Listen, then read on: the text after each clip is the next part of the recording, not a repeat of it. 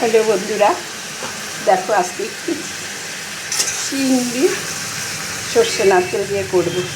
কড়াইতেই করব, ভাপে করব অথচ কড়াইতেই করব। সেটা দেখো, চিংড়িটা একটু কালো জিরে সর্ষের তেল দিয়ে কালো জিরে দিয়ে ভেজে নিচ্ছি।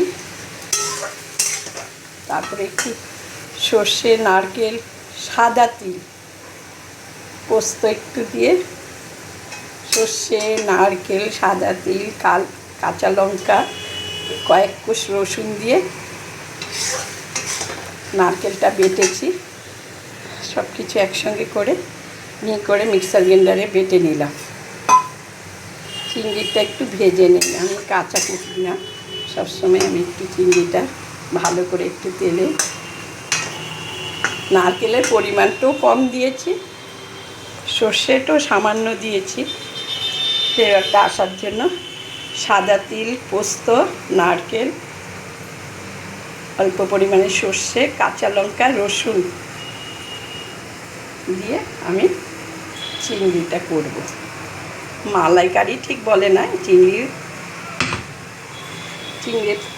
চিংড়ি পোস্তও বলতে পারো, চিংড়ি সর্ষে নারকেল দিয়ে চিংড়ি, যেটা বলতে ইচ্ছে করে বলবে।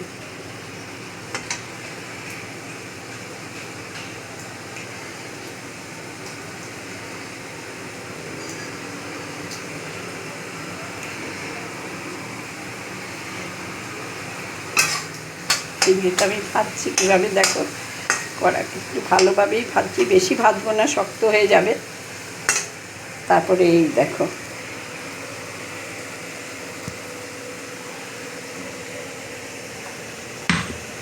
সর্ষে, কাঁচা লঙ্কা, কয়েক কোষ রসুন,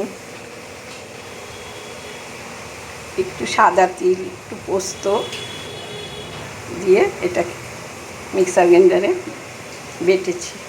তারপর আমি চিংড়ির মধ্যে দেব, নুন হলুদ পরিমাণ মতো দেব, স্লাইস একটু মিষ্টি দেব, মানে এটা করার জন্য পরিমাণ মতো নুন হলুদ, একটু সামান্য পরিমাণে একটু মিষ্টি বলতে সামান্য একটু বাতাসা দেব, দিয়ে এটা মাখা মাখা করব, করে তোমাদের দেখাচ্ছি। চিংড়িটা ভাজা হয়ে গেছে অলরেডি, আমি দেখো সেইটা পোস্তটা দিয়ে দিলাম। কমপ্লিট হলে আমি তোমাদের দেখাচ্ছি।